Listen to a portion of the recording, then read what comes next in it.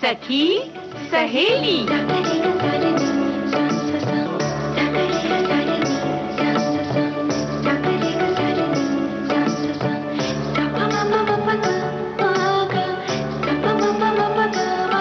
सखी सहेली।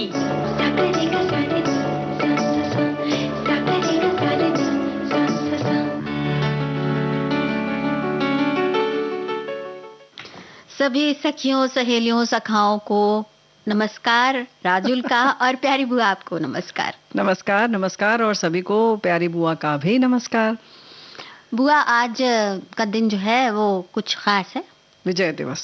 विजय दिवस है, मतलब जोश और उमंग और उत्साह और क्या क्या नहीं है आज, क्या क्या नहीं है भाई, क्यों ना हो, क्योंकि हमारे देश के जो नौजवान सिपाही हैं, जाबाज सिपाही हैं, नौजवान सिपाही हैं, उन सब के जो पराक्रम की बात जब भी होती है ना, तो पूरा विश्व जो है दांतों तले उंगली दबाता है और तारीफ करता है ना।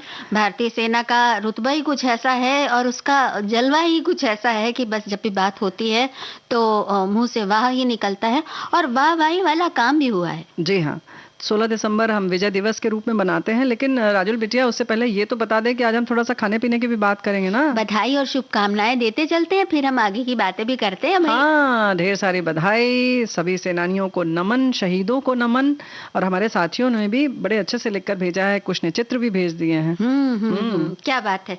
तो बधाई और शुभकामनाएं स्वीकार कीजिए। आज बुआ, वैसे हम सखी विशेष में एक लोक कला की जो गायिका हैं, लोक संगीत की गायिका हैं गौरी देवी, उनके बारे में बात करेंगे। सखी गौरी देवी जी, क्या बात है, बिल्कुल अनसुना सा नाम है, तो जाहिर है कि उनकी जो भी उपलब्धि है उसको हम साझा करेंगे आपसे। और बेटी और बहू के मायके वाले, तो ये तो विषय है। मायके वाले नहीं, लेकिन बेटी के मायके वाले, उन्होंने कहा भाई, हमारे साथी ने लिखकर भेजा है कि उनके मायके वाले तो हम ही हुए। तो भाई हम अपने बारे में भी तो बात करेंगे, हम कब अपने को छोड़ते हैं। बिल्कुल, हम क्या क्या सोचते हैं वो भी तो बात करेंगे, और क्या करना चाहिए और क्या करते हैं, और क्या हम दूसरों से उम्मीद लगाते हैं। जी, तो अपनी उम्मीदें और दूसरों की फजीहतें, ये सारी बातें हम करेंगे बेटी और बहू के मायके वालों।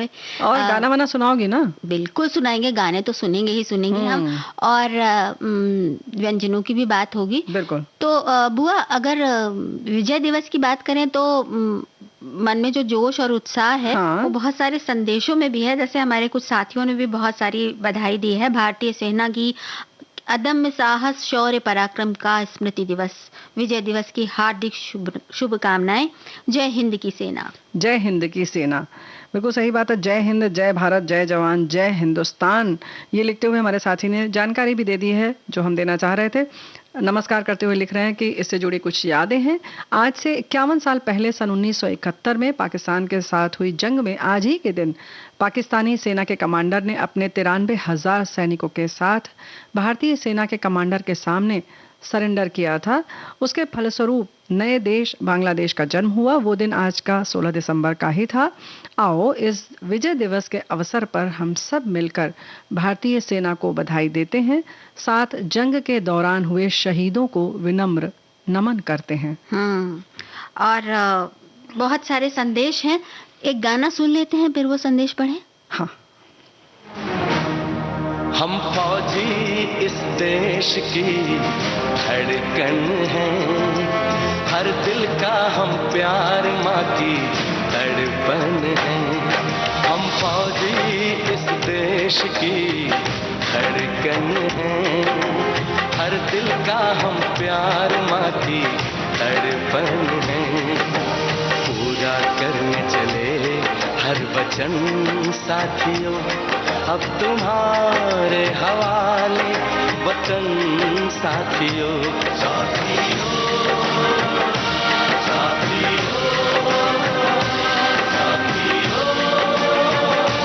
साथियों, अब तुम्हारे हवाले वतन साथियों। हम फौजी इस देश की धड़कन हैं, हर दिल का हम प्यार माँ की तड़पन है।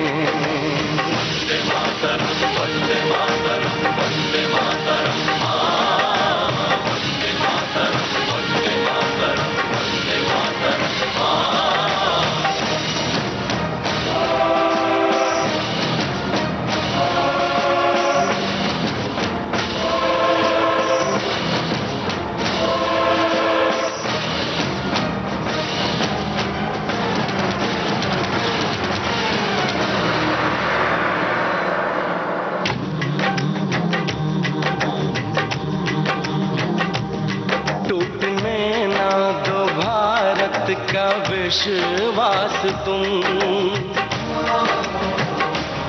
जीत की लेके दिल में बढ़ो प्यास तुम, अपने खून से लिखो अपना इतिहास तुम, अपने खून से लिखो अपना इतिहास तुम,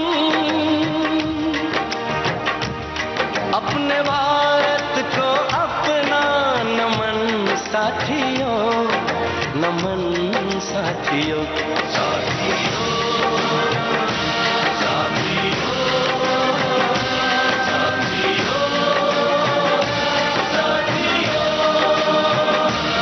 अब तुम्हारे हवाले वतन साथियों, हम फौजी इस देश की धड़कन है, हर दिल का हम प्यार माँ की धड़पन है।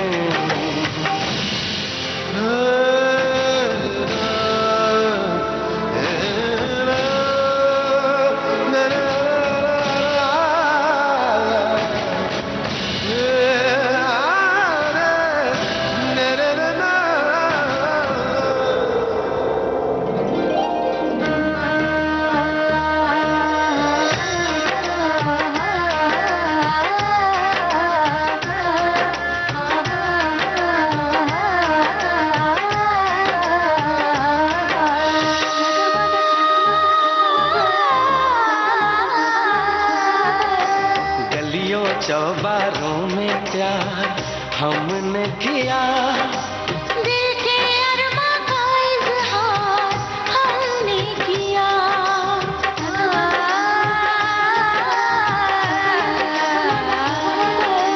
उसका चेहरा हमेशा निगाहों में है, दूर रह के भी वो मेरी बाहों में है।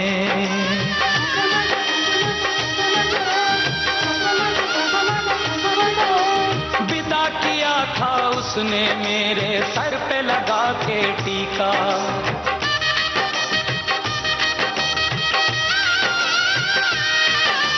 विदा किया था उसने मेरे सर पे लगा के टीका, रंग न पड़ने दिया कभी मैंने तो उसका फीका।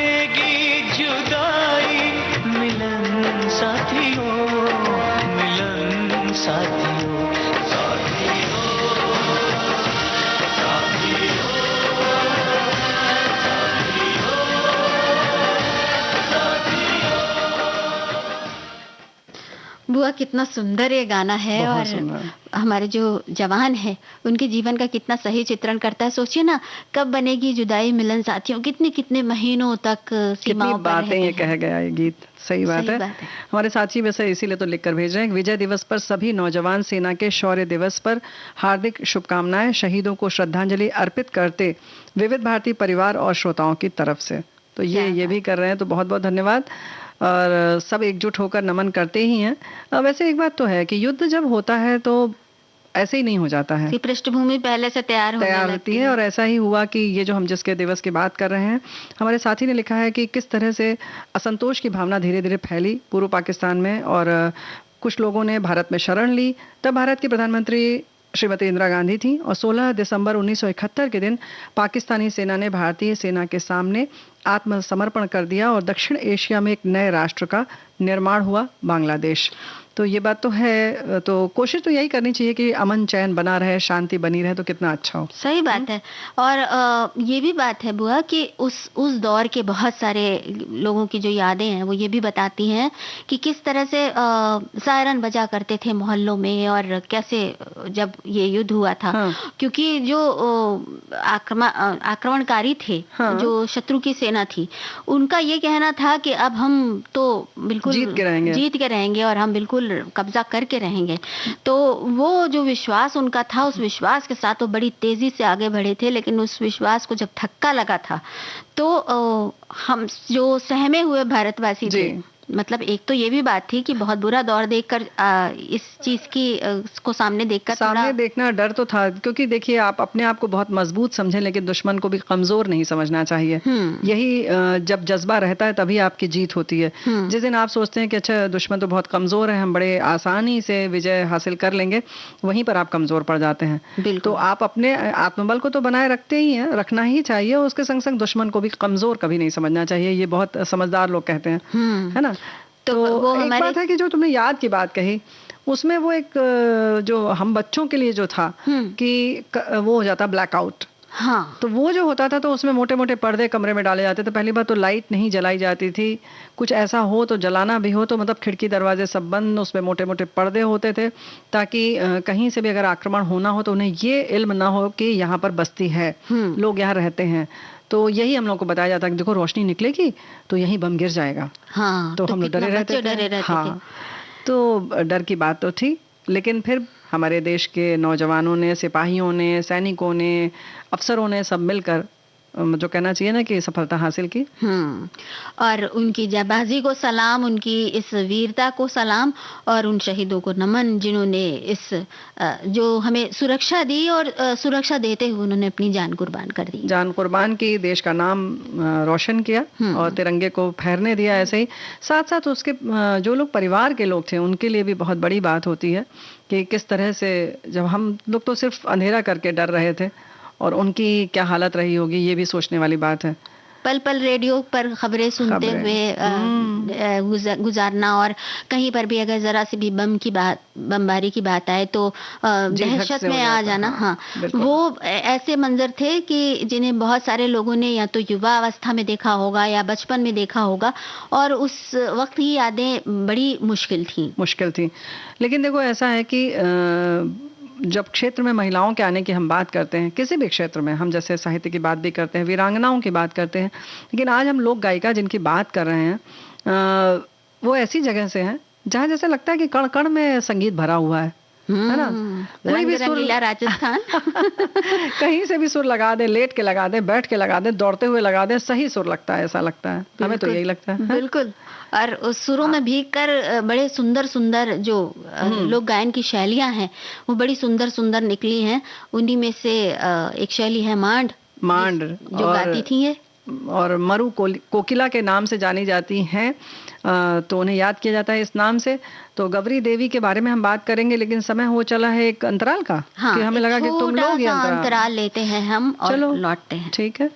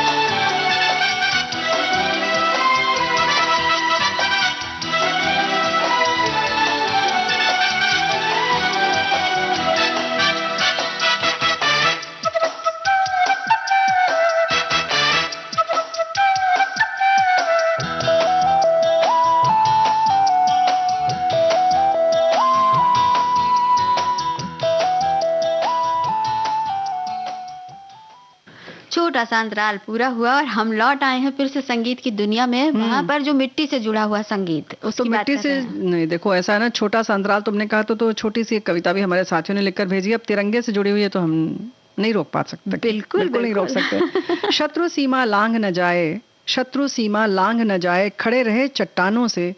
देशभक्ति क्या होती है तुम पूछो जरा जवानों से। क्या बात है। शीश झुकाया नहीं भले ही अपने प्राण गंवाए हैं, भरा पड़ा इतिहास हमारे वीरों के बलिदानों से। वंदे मातरम। वंदे मातरम। चलो फिर चलते हैं राजस्थान की ओर। संगीत की दुनिया में हमने बात की थी कि मांड गायकी की एक अपनी अलग ही शैली, अलग ही अंदाज है, और इस विरासत को बड़े जतन से संजोया है कलाकार गौरी देवी राव ने, जिन्हें मरु कोकिला के नाम से याद किया जाता है। इनकी आवाज खनकदार है। पारंपरिक गायकी से देश दुनिया में अपनी पहचान बनाने वाली गौरी देवी ने अपनी मांड गायकी के जादू से जो है सभी को आकर्षित कर लिया। संगीत उन्हें विरासत में मिला था। उनका जन्म हुआ था 14 अप्रैल 1920 को राजस्थान में। उनके पिता का नाम था बंशीलाल पंवार। वो बीकानेर महाराजा के प्रमुख दरबारी गायक थे और माता जमुना देवी पंवार भी मांड गायिका थी। तो मतलब घर में गाने का माहौल था और मांड गायकी के बारे में इतनी सारी जब जानकार हों आसपास, तो भाई उनकी प्रतिभा को तो निखरने का मौका मिलना ही मिलना था। बिल्कुल। और जब 20 वर्ष की आयु में इनका विवाह मोहनलाल गामेटी के साथ हुआ, जो जोधपुर में एक जागीरदार थे। फिर वो बीकानेर से जोधपुर आ गए। जाहिर है कि जब विवाह हो गया फिर उन्होंने सिद्धेश्वरी देवी और रसूलन बाई जैसी सिद्धहस्त, ठुमरी व गजल गायिकाओं से संगीत की बारीकियां सीख ली। 1957 में गौरी देवी ने रेडियो और दूरदर्शन पर मांड गायकी के कार्यक्रम देने शुरू किए, जो काफी लोकप्रिय रहे। वो मांड के अलावा ठुमरी, भजन, गजलें भी गाती थी। और ये सब जो उनका जो गायन का जो सिलसिला शुरू हुआ था, वो देश प्रदेश के प्रतिष्ठित मंचों पर जारी होने लगा और उससे एकदम समा सा बंध जाता था। एक तो गायकी भी अपने आप में ऐसी है, लेकिन जैसे कि हमने पहले ही कहा ना, खनकदार अगर आवाज हो तो उसमें चार चांद लग जाता है। फिर सिद्धेश्वरी देवी इन लोगों से सीखा उन्होंने, तो और भी मंझ गई। गौरी देवी को सैकड़ों पुरानी टकसालें, मांड और गीत एकदम कंठस्थ थे। खासियत ये थी कि उन्होंने पारंपरिक मांड गायकी पर आधुनिकता की परछाई नहीं पड़ने दी और गाते वक्त वो खुद हारमोनियम बजाती थी और वातावरण में उनके स्वर का सम्मोहन फिर छा जाता था। संगीत नाटक एकेडमी नई दिल्ली ने आयोजन किया था लोक उत्सव का। उसमें उनकी जो वो थी प्रस्तुति, उसने एकदम सभी का दिल जीत लिया। इसके अलावा जवाहर कला केंद्र जयपुर द्वारा आयोजित राज्य स्तरीय लोक संस्कृति एवं नृत्य प्रतियोगिता में भी उनकी शानदार गायकी से सभी झूम उठे। जोधपुर में अंतर्राष्ट्रीय लोक कलाकारों के सम्मेलन में भी गौरी देवी के मांड गायन की धूम रही और हर साल राजस्थान पर्यटन विभाग की ओर से आयोजन होता था एक समारोह का।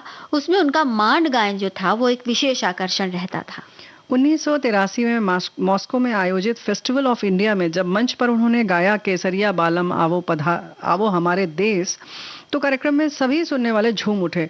समय के साथ उम्र बढ़ने के बावजूद उनकी आवाज का आकर्षण बरकरार रहा और वो 80 वर्ष में भी हारमोनियम बजाते हुए जब गाती तो सुनने वाले उनके सुरों के साथ झूमने लगते थे। सोचिए, इतना उम्र बढ़ने के साथ तो ऐसा होता है ना अक्सर कि नहीं, लेकिन लगता है कि ये लोग ना जब बोलते हैं तो बिल्कुल लगता है उम्र का असर, लेकिन जब गायकी पर आते हैं, हमने देखा है अच्छे अच्छे गायकों को भी ना, तो 80 के बाद भी बोलते समय थोड़ा सा लड़खड़ाएंगे, आवाज भी वैसी हो जाएगी, लेकिन जब गाना शुरू करते हैं तो जैसे कि सुर जो है उनके जान फूंक देते हैं। सही बात है ना? तो बस वही वो जान फूके हुए स्वर जब कानों में पड़ते हैं ना, तो फिर क्या होता है, मतलब सबको हिला देते हैं। 1986 में उन्हें संगीत नाटक अकादमी पुरस्कार से सम्मानित किया गया। ये पुरस्कार उन्हें तत्कालीन राष्ट्रपति आर वेंकटरमन ने दिया था। इसके अलावा वो राजस्थान संगीत नाटक अकादमी, भारतीय लोक कला मंडल, राजस्थान दिवस समारोह समिति, अखिल भारतीय लोक संस्कृति सम्मेलन सहित बहुत सारी संस्थाओं की ओर से भी उनको सम्मानित किया गया। और देखो, इन्हीं सब जानकारियों के साथ हमारे साथी ने संदेश लिखकर भेजा है। ये सब तो इन्होंने लिखा है, जन्म के बारे में लिखा है और फिर माता पिता के बारे में लिखा है। फिर इन्होंने ये भी लिखा है कि गौरी देवी पूरी तरह संगीत में डूब गई थी और श्रोताओं के मर्म को छूती उनकी गायन शैली ने जोधपुर, बीकानेर, उदयपुर, जयपुर, बूंदी, झालावाड़ आदि राजघरानों से उन्हें सम्मान दिलवाया और अकेडमी अवार्ड की भी इन्होंने बात लिखी है। फिर इसी तरह से अंतर्राज्यीय सांस्कृतिक आदान प्रदान योजना के अंतर्गत उड़ीसा, तमिलनाडु, महाराष्ट्र, केरल, गोवा आदि में अपनी स्वर लहरियां बिखेरी इन्होंने और मॉस्को का भी इन्होंने जिक्र किया है। तो वही जानकारी हमारे साथियों ने भी लिखकर भेजी है। ये देखिए ना बुआ कि जो एक कलाकार होता है वो चाहे जहाँ भी रहे, चाहे जहाँ भी पैदा हुआ हो, चाहे जहाँ भी पैदा रहे, वो होता पूरे देश का है, पूरे देश और का, फिर पूरे देश का होते होते वो दुनिया का हो जाता है। जी हाँ। तो स्वर लहरियां हैं, उनकी कोई सीमा तो होती नहीं है। कोई सीमा नहीं होती। अब ये बात हमेशा चलती रही, उनके जीवन काल तक जो संगीत था वो उनसे जुड़ा रहा। 29 जून 1988 को मांड गायकी को शीर्ष पर पहुंचाने वाली मरु कोकिला का शरीर जो था वो शांत हो गया। वो अब हमारे बीच नहीं है, लेकिन स्मृतियों में मरु कोकिला से जुड़ी अनेक यादें आज भी हैं, जैसे कि हमारे साथियों ने भी साझा किया, और हमेशा रहेंगी जी। तो हम एक झूमता हुआ गाना सुन लेते हैं। बिल्कुल सुनते हैं। मिलती है जिंदगी में मोहब्बत कभी कभी, मिलती है जिंदगी में मोहब्बत कभी कभी, मिलती है जिंदगी में मोहब्बत कभी कभी, होती है दिलबरों की इनायत कभी कभी, होती है दिलबरों की इनायत कभी कभी।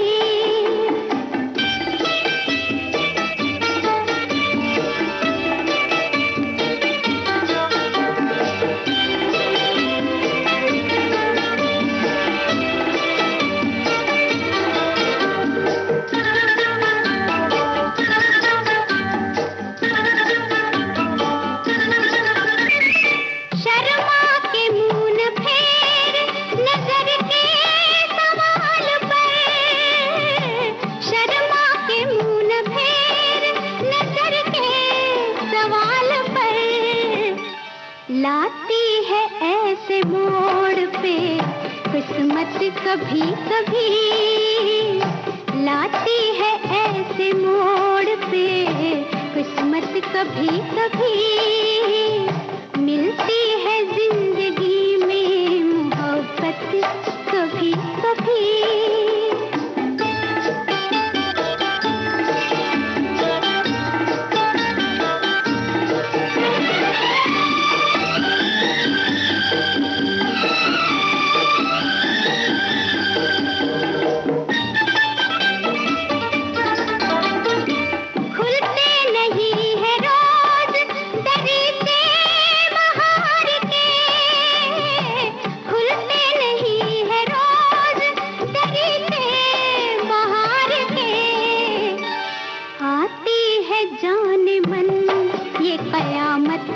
कभी कभी आती है जाने मन ये कयामत कभी कभी, मिलती है जिंदगी में मोहब्बत कभी कभी।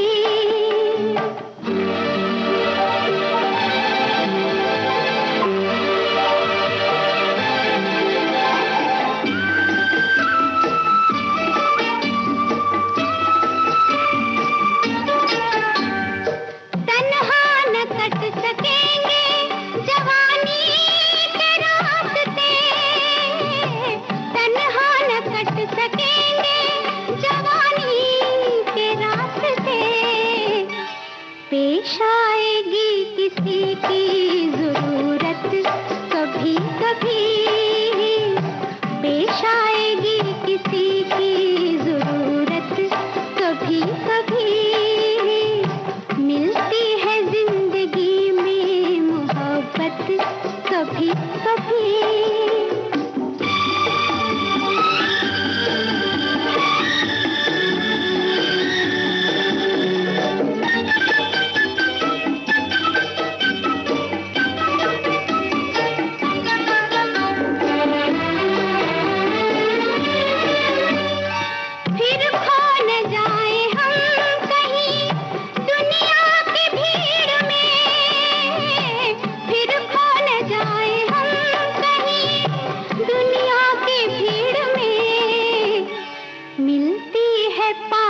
आने की मोहलत कभी कभी, मिलती है पास आने की मोहलत कभी कभी, होती है दिलबरों की इनायत कभी कभी, मिलती है जिंदगी में मोहब्बत कभी कभी,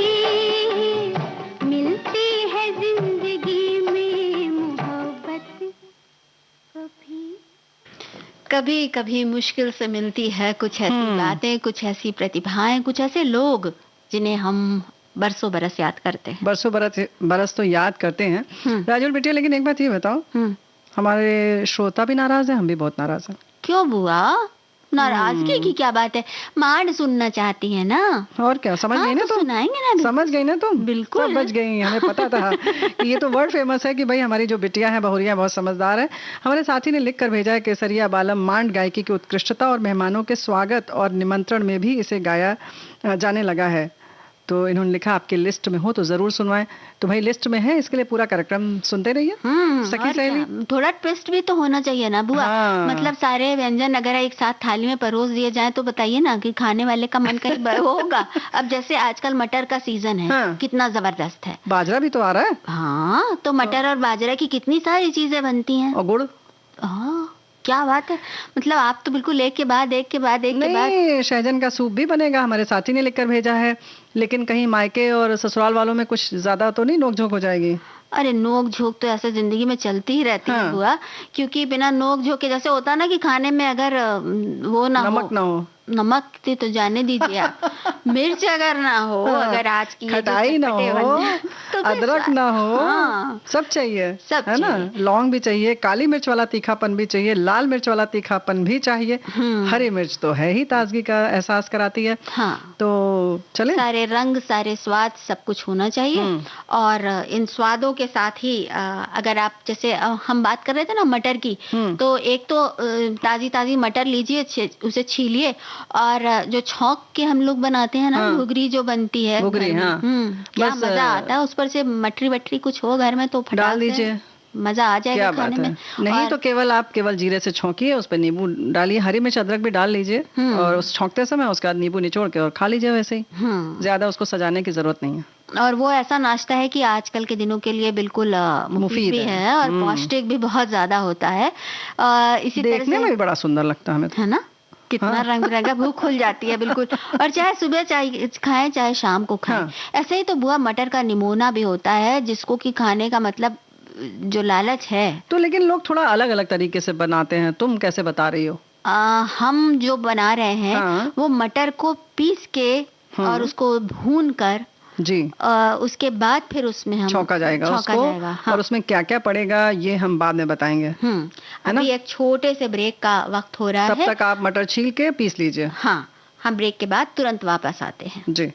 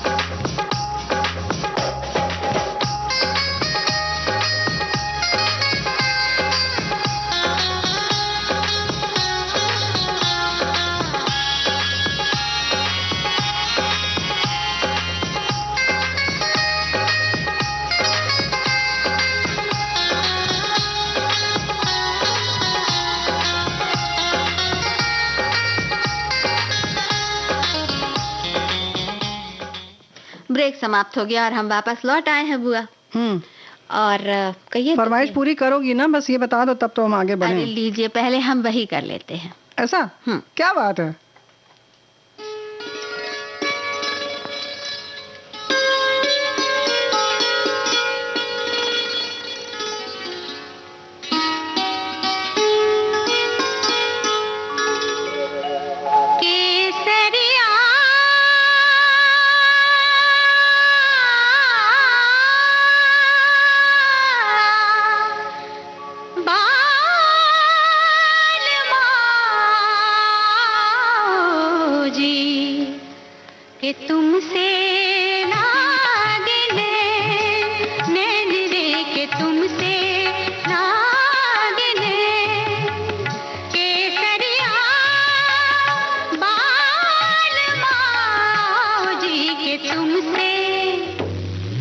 कि तुमसे लागिले केसरिया हो केसरिया केसरिया हो केसरिया बालमाओ जी कि तुमसे लागिले नैन रे कि तुमसे लागिले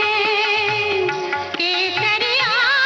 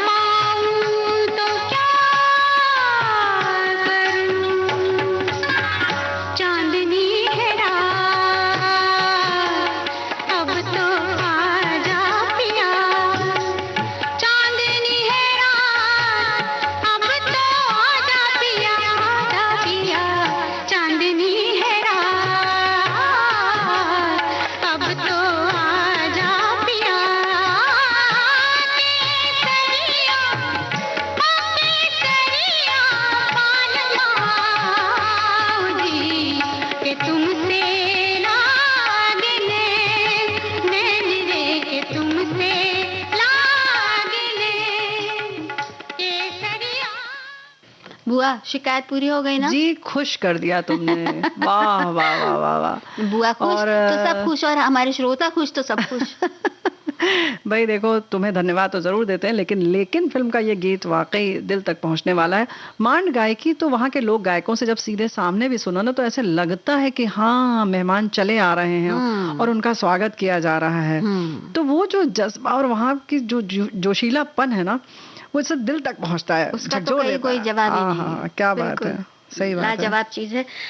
बुआ हाँ। अब ये बताइए कि भैया ये मैके मैके वाला जो खेल होता है ना कि तेरा मैका मेरा मैका वो मतलब जिंदगी भर खत्म नहीं होता। अरे कैसे खत्म होगा भाई, देखो हमें अपना मायका तो बड़ा पसंद है, और कहीं भौजाई जाने लगे तो बड़ी तकलीफ हो जाती है, पेट में दर्द होने लगता है, बहुत बहुत जोर से दर्द होता है। हमारे एक साथी ने लिखा भी है कि बड़ा ही नाजुक नाजुक विषय, मायका हर औरत के दिल में बसने वाला मधुर स्मृतियों का प्यारा कोना। वो तो होता ही है, लेकिन नाजुक भी मामला। देखिए सासू माँ जब बताती हैं अपने मायके की बात, तो कैसी मुस्कान खिली रहती है। हाँ, तो हम भी तो अपने मायके आके खुश हो जाते हैं जगतपुरा में। और जब बहू के मायके की बात होती है तो सास जी की त्योरियां से चढ़ जाती हैं। अरे सबकी नंदे भी तो ऐसी हो जाती हैं, लो भाभी चली मायके, अब घर में काम है, मेहमान आ रहे हैं, ये काम है, मतलब सारी जो समस्या उसी समय आती है। अच्छा, सबसे मजेदार तो और बात है, मतलब वो लड़का जो जिसकी अब आज की तारीख में 28-30 साल की उम्र से पहले शादी नहीं होती, वो 28-30 साल वाला लड़का 24 साल में नौकरी लग गई, चला गया, कहीं काम कर रहा है, और फिर अगर पत्नी, बहू, नंद, अरे भाभी अगर मायके जाने लगती है तो फिर ये होता है, अरे हमारा लड़का खाना कैसे खाएगा। हाँ, बताइए। तो वो 4 साल 5 साल वाली आदत बिल्कुल शून्य हो जाती है, और फिर लगता है कि अब तो ये बस भूखा रहेगा बेचारा, मतलब बस उसी की बात की तो चल दी। ये भी नहीं सोचा कि हमारा बेटवा खाना कहाँ खाएगा, बताओ जरा सा। तो भाई ये बातें तो होती हैं, क्योंकि उस वक्त ये बात भुला दी जाती है कि मायका तो मायका होता है, चाहे वो हमारा हो चाहे उसका हो, लेकिन किसी दूसरे के मायके के बारे में ऐसी बुरी बुरी बातें सोचना अच्छी बात तो नहीं है। फिर भी क्या किया जाए, ये तो मतलब एक इंसानी रग होती है जो कि मानती नहीं है। छुट्टी हो या देखो कोई भी त्योहार हो, अगर बिटिया का ससुराल पास में है तो घर वाले तो राह देखते ही है ना कि जरा सा आ जाए बिटिया, 1 घंटे के लिए ही सही, है ना। और लेकिन बहू अगर किसी छुट्टी वाले दिन मायके में जाना चाहे तो बस एकदम अच्छा नहीं लगता है। मतलब नाम भी ना ले, यहाँ काम भी कर रहे हैं, नहीं चल नहीं तो छोड़ो, मतलब बात भी ना करे, इनको तो बस अपने अपने मायके की लगी रहती है, बस यही लगी रहती है। और बुआ ये भी होता है ना कि अगर मतलब एक ही शहर में अगर हो मायका जब, और ऐसा हो जाए कि भाई बहू जो है उससे मिलने के लिए कोई चले आए, कोई आए दूर से, कोई रिश्तेदार चले आए, तो अक्सर ये देखा गया घरों में कि लोग कहने लगते हैं कि भाई इनका तो यही घर ही, शहर का ही मायका होने का यही एक वो होता है, मुसीबत ससुराल है हमारे लड़के की, तो जब देखो तब उसके ससुराल से लोग चले आते हैं। सही बात है। तो ये एक सोचने वाली बात है, सोचने वाली बात बिल्कुल है। और बहुओं के मायके वालों के बारे में वो सम्मान वो रखना बहुत ज़रूरी है, क्योंकि हमारे साथी ने लिखा भी है कि जब विवाह होता है तो सिर्फ लड़के लड़की का विवाह नहीं होता है ना। तो ये बात जो है हमें बराबर ध्यान में रखनी ही चाहिए कि पूरा संबंध बनता है ना। बेटी और बहू के बीच में एक पतली रेखा होती है, वो तो हमेशा बनी रहती है। अब छोटी छोटी बातें लेकर बेटी के ससुराल में माताओं का दखलंदाजी बढ़ गई है। अनेक बातों को नजरअंदाज करने में ही समझदारी होती है। जब दो जुड़वा बहनों का स्वभाव एक सा नहीं रहता तो दो परिवार का स्वभाव व्यवहार एक सा कैसे हो सकता है। समझदारी है जो परिवार को जोड़कर रखती है। बिल्कुल सही बात है। और हमारे एक और साथी लिखते हैं कि मेरी बीवी के मायके वाले मेरी बहुत तारीफ करते रहते हैं क्योंकि मैंने अपने सासू जी को नया मोबाइल जो दे दिया है। ओहो, ये भी इन्होंने राज खोल दिया। जब तक आप किसी का अच्छा नहीं करोगे तब तक आपको कोई बुरा नहीं बोलेगा, यानी कि जब तक आप अच्छा करोगे तो आपको सच बात है कि कोई बुरा नहीं बोलेगा। तो ये सिर्फ मोबाइल देने तक सीमित न रहे बल्कि व्यवहार में भी वो दिखना चाहिए, वो प्रेम और दिल से होना चाहिए। वो चीज होनी चाहिए। और एक बात और होती है बुआ कि जैसे कभी कुछ मुश्किलें ऐसी होती हैं, जैसे कभी कभी बीमारी है, कोई ऐसी बीमारी है जिसमें पूरा आराम करने की जरूरत है। ऐसे में कई बार ऐसा भी होता है कि अगर मायका उसी शहर में है तो माता पिता कहते हैं कि हम इसे थोड़े दिन के लिए अपने घर ले जाते हैं। तो बड़ी त्योरियां चढ़ जाती हैं कि क्यों यहाँ पर आराम नहीं हो सकता। हालांकि ये जरूर है कि संयुक्त परिवारों में ये मुश्किल बात नहीं है उतनी कि अगर कोई बीमार है तो उसकी खैर खबर अच्छे से ली जाए।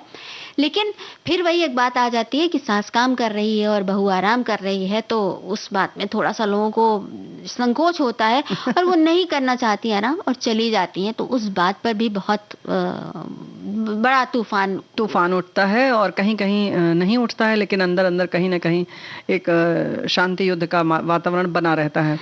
तो यहाँ पर एक बात और है राजुल बिटिया की, कहीं ना कहीं जो बहू रह रही है उसको भी संकोच रहता है। ये भी तो आप सोचिए कि हो सकता है उसको खुद खराब लग रहा हो कि हम लेटे हुए हैं, भले ही बीमार हैं, लेकिन एक हमारे संस्कार ऐसे हैं कि अगर हमारे सामने सासू माँ या हो सकता है हमारी माँ भी काम करे तो हमें ना अच्छा लगे, ना अच्छा लगे। हो सकता है वो उस कहते हैं ना कि संकोच को, उस शर्म को या उस खराब जो लगता है उसको नहीं देख सकती, इसलिए जाना चाहती है कि हमें नहीं अच्छा लगेगा कि हम हमारे सामने सासू माँ काम करें, तो इसको टालना चाहती है। तो इसमें क्या बुराई है? बिल्कुल, हैं? केवल आराम करना ही एक मकसद नहीं होता है, उसके पीछे एक ये वजह भी हो सकती है। तो एक तो हमें लगता है कि कहीं ना कहीं ये स्वच्छंदता या आज़ादी होनी ही चाहिए, स्वच्छंदता तो नहीं कहेंगे, ये आज़ादी अवश्य होनी चाहिए कि उसको कहाँ अच्छा लग रहा है। और ख़ास तौर से अगर बीमारी की बात है तो चाहे वो आपका बेटा हो, आपकी बहू हो, आपकी बेटी हो, दामाद हो, कोई भी हो, अगर वो बीमार है तो उसको प्राथमिकता मिलनी चाहिए कि उसको क्या पसंद है और वो कैसे जल्दी से जल्दी स्वस्थ हो। तो जहाँ भाई जाहिर है सभी कहते हैं कि जो भी बीमारी है दवा से ज़्यादा जो है वो आपका जो मन है, मन स्थिति है वो असर करती है। तो अगर वो खुश रहेगी तो जो भी दवा खाएगी तो उसका दुगना असर होगा। तो आप क्या चाहते हैं? बस यही सोच लीजिए। अच्छा, हम ये चाहते हैं कि गाना सुन लिया जाए। हमें पता था, हम जैसे ही पूछेंगे क्या चाहते हैं तुमको ये गाना सुनाना चाहते हैं, सुना दो। हाय मेरी उलझी नजर परदेसी के संग दिल को रखती कहाँ तक संभाल के। हाय मेरी नाजुक उम्र अनजाने डगर रखने होंगे कदम देखभाल के, हो रखने होंगे कदम देखभाल के।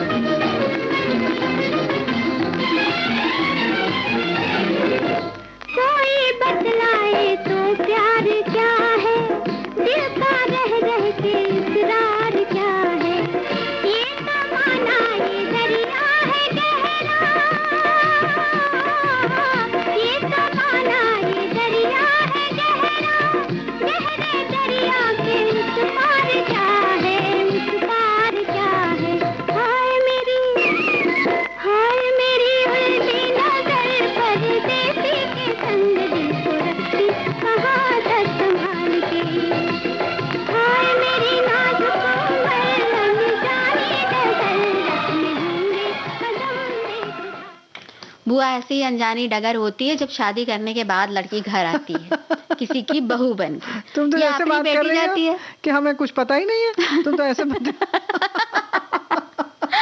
वाह वाह वाह वाह, राजुल बिटिया ने तो हमने आज तो गाने से जोड़ दिया बस कि भाई अनजानी डगर की बात तो यहाँ पर भी होती है, जीवन में भी ये अनजानी ही डगर होती है जब शादी के बाद पहली बार घर जाती है। केवल पहली बार, 30 साल बाद भी वही लगती है। सही बात है बुआ, ये तो है ना? बात है, ससुराल तो ससुराल होता है। तो ऐसी ही बहुत सारी बातें, ऐसा है कि अब जोड़ दो तुम संदेश से बात को। हमारे एक साथी ने लिखा है कि बेटी ससुराल में खुश होती है तो खुशी होती है और बहू ससुराल में खुश है तो खराब लगता है। बेटी को ससुराल में अकेले काम करना पड़े तो खराब लगता है कि मेरी बेटी थक जाएगी, और बहू सारा दिन अकेले काम करे तो फिर बहू कामचोर कहलाए। बेटी की सास और ननद काम ना करे तो गुस्सा आता है। और नहीं, जब देखो अपने भाई, घर इन्होंने में लिखा है बहुत सारा, बहू जब सारा दिन अकेले काम करे तो इन्होंने डॉट डॉट छोड़ दिया है। हाँ। फिर उसका लिखा है फिर भी बहू कामचोर कहलाती है। हाँ, हाँ, फिर भी और- बहू कामचोर जी, कहलाए। और फिर बेटी की सास और ननद, बेटी की सास और ननद काम ना करे तो गुस्सा आता है, और जब अपने घर में वो बहू की मदद ना करें तो वो सही लगता है। और बेटी की ससुराल वाले ताना मारे तो गुस्सा आता है, और खुद बहू के मायके वालों को ताना मारे तो सही लगता है। बेटी को रानी बनाकर रखने वाली ससुराल चाहिए, और बहू और खुद को बहू काम वाली चाहिए। जी हाँ, ये बात बिल्कुल सही है। और वैसे तो हम लोग हंस के बात कर रहे हैं किसी भी विषय को, सही बात है कि अगर हंसी के तौर पर भी लेकर काम किया जाए उस पर तो कोई बुरी बात नहीं है। क्योंकि अक्सर ऐसा होता है कि हम यही सोचते हैं कि भाई हम बड़े शान से बताते हैं, भाई हमारे बिटिया का जो ससुराल जो है वो इतना बढ़िया मिला है कि सास ससुर मुंह देखते रहते हैं, दामाद जी तो पूरे टाइम उसकी सेवा में लगे रहते हैं। और बिल्कुल यही चीज अगर हमारे घर में हो जाती है तो हम उसको बिल्कुल बर्दाश्त हजम नहीं कर पाते। तो भाई आप खुद सोचिए आप क्या कर रहे हैं और किस बात से खुश हो रहे हैं। और यहाँ पर बताते हैं बहू हमारे इशारे पर चलती है, इसको भी बड़े शान से बताते हैं। बहुत अच्छे। तो वो दोनों परिभाषा हम ही कर रहे हैं, तो नहीं लगता कि हम अपने ही सिद्धांतों दोहरे व्यवहार, हाँ, दोहरा व्यवहार कर रहे हैं, अपनी बात को काट रहे हैं। तो जो समझदार होते हैं वो तो समझ जाते हैं, लेकिन समझदार लोग और भी हैं हमारे यहाँ। लेकिन एक हम जब इस तरीके के विषय आते हैं तो हमारे बहुत सारे साथी अपनी भी समस्या लिखकर भेजते हैं, या जो भी जीवन में घटित हो रहा है। ऐसी एक बात लिखी है कि बेटी की ही शादी हुई दीदी, बहू तो अगले साल तक आएगी, तब तक इस बात का अनुभव आएगा। बेटी के मायके में तो सभी का स्वागत करना चाहती थी बेटी, ये लिख रही हैं, पर उसे सौतेली सास है। दामाद जी की माँ बचपन में ही गुजर गई तो सौतेली माँ ने कभी सौतेले बेटों का नहीं किया। ऐसे ही रिश्तेदार के यहाँ रह रहकर दोनों भाई बड़े हुए। दामाद जी पढ़े हुए हैं BE, छोटे टीचर हैं, उनकी शादी होने वाली है। तो बेटी के मायके में मैं ही उनके लिए सब कुछ हूँ, माँ जैसा प्यार करते हैं। मैं भी उन दोनों भाइयों का बेटे जैसा ही करती हूँ। क्या बात। तो बड़ी अच्छी बात है कि आप बेटे जैसा मानती हैं। और यही बात है कि अगर आपको संबंध अच्छा मिलता है तो बहुत अच्छी बात है, लेकिन अगर थोड़ा 19-20 मिले तो निभाना। हाँ, मतलब दामाद के लिए बिछ रही हैं तो बहू के लिए भी वो तैयारी करके रखिएगा। और वो एक बात और भी है कि मान लीजिए अगर बहू जो है वो आपके इस बिछने का स्वागत नहीं करती है, उसको नहीं पसंद आ रहा है और वो तय करके आई है, तो इस बात को बाकायदा प्रकट करने से अच्छा ये होगा कि उस चीज को समझ लिया जाए, लेकिन रिश्ता ना बिगाड़ा जाए। जैसे तुमने कहा कि समझ लिया जाए, इसको बिल्कुल सही तुमने कहा।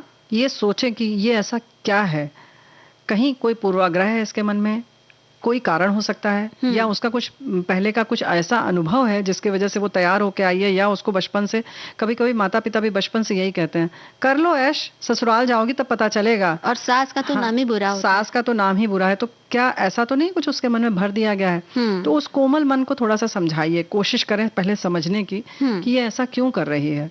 कोई तैयारी से आता है, कोई नहीं आता तैयारी से, तो वो तैयारी कहीं झूठी तो नहीं है। तो थोड़ा सा उसका मन आप साफ कर दें। इसमें नहीं लगता कि कहीं अगर जरूरत पड़े तो आप काउंसलिंग करवा दें।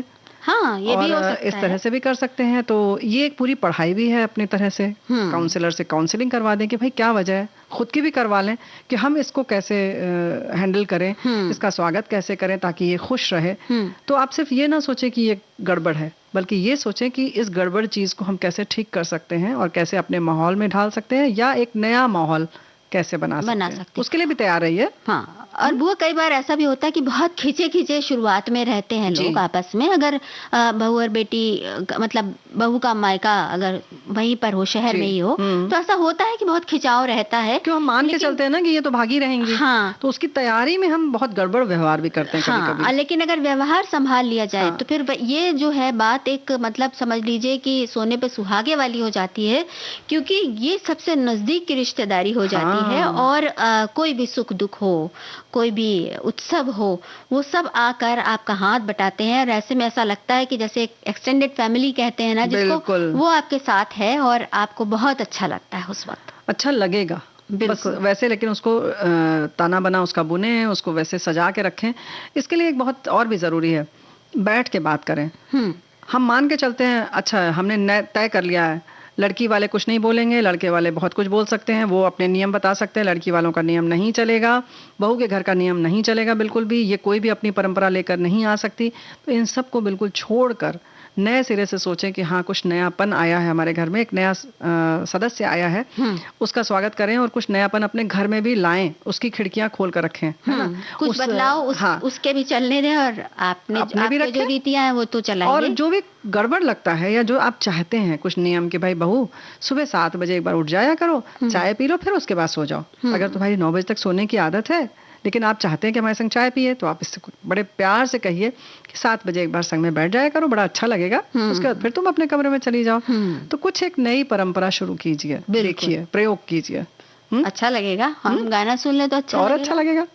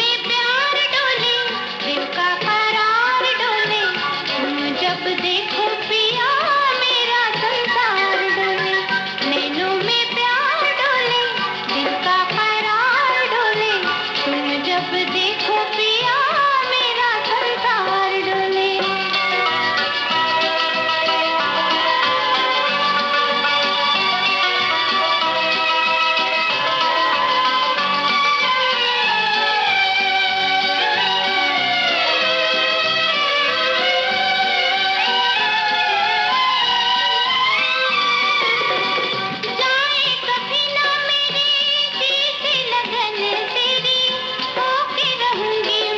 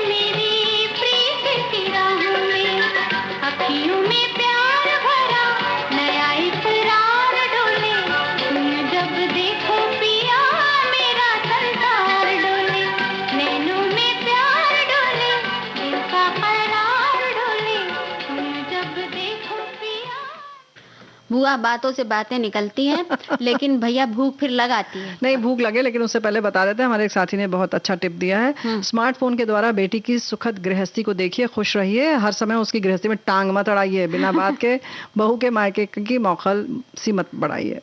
तो मौखौल बिल्कुल नहीं उड़ाना चाहिए, वैसे तो किसी का भी नहीं उड़ाना चाहिए। और ठेपला बनाओगी तुम? हाँ, हमारे साथी ने लिखकर भेजा है। हाँ, वो उन्हीं का बताया हुआ हम बता रहे हैं रेसिपी। बारीक कटी आधी कटोरी हरी मेथी, गेहूं का आटा, 1 छोटा चम्मच बेसन, लहसुन अदरक हरी मिर्च का पेस्ट, नमक स्वादानुसार, सफेद तिल 1 चम्मच, दही 1 चम्मच, तेल या घी। इतनी सारी चीजें चाहिए। हाँ। अब कुनकुना गर्म पानी आटा गूंथने के लिए आप निकाल लीजिए। फिर गेहूं के आटे में बेसन और तेल, तिल, अदरक, लहसुन, हरी मिर्च का पेस्ट, नमक, मेथी और दही अच्छे से मिलाना है। गुनगुना पानी का आवश्यकता अनुसार पराठे के में डालना है, और पराठे की तरह जो आटा हम गूंथते हैं ना, हाँ, वैसे आटा गूंथ लेना है। फिर आधे घंटे के लिए उसे रख दें और उसके बाद उसकी लोई काटे और मजेदार पराठे सेक लें। हाँ, ठेपला बहुत बढ़िया होता है, इसमें परत नहीं लगाना पड़ता, बस ऐसे ऐसे बेलिए और खूब अच्छे से सेक लीजिए। और ये 2 दिन तक चलता है। आप कहीं बाहर जा रहे हैं तो बड़ा ये सार्थक नाश्ता है। ऐसे ही हमारे साथी ने लेकर भेजा है सहजन का सूप। 4 सहजन चाहिए, 1 प्याज, 2 टमाटर, 5-6 लहसुन की कली, 1 इंच अदरक का टुकड़ा, आवश्यकता अनुसार थोड़े से हरा धनिया, 1 चम्मच काली मिर्च पाउडर, 1 चम्मच जीरा पाउडर, आधा चम्मच काला नमक, स्वादानुसार भी नमक भी चाहिए, आधा चम्मच हल्दी पाउडर, 1 चम्मच तेल, 1 नींबू का रस। कुकर में 1 चमची तेल डाल लें, उसमें लहसुन की कली, अदरक, प्याज और 1 मिनट के लिए भून लीजिए।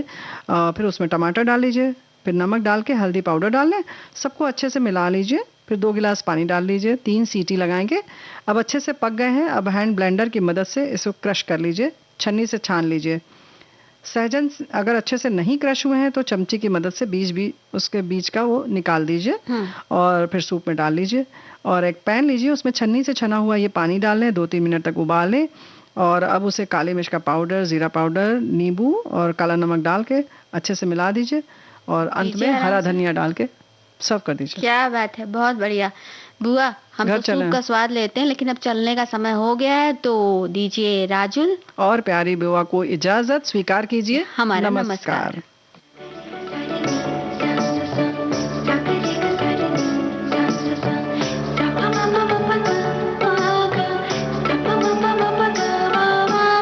सखी सहेली।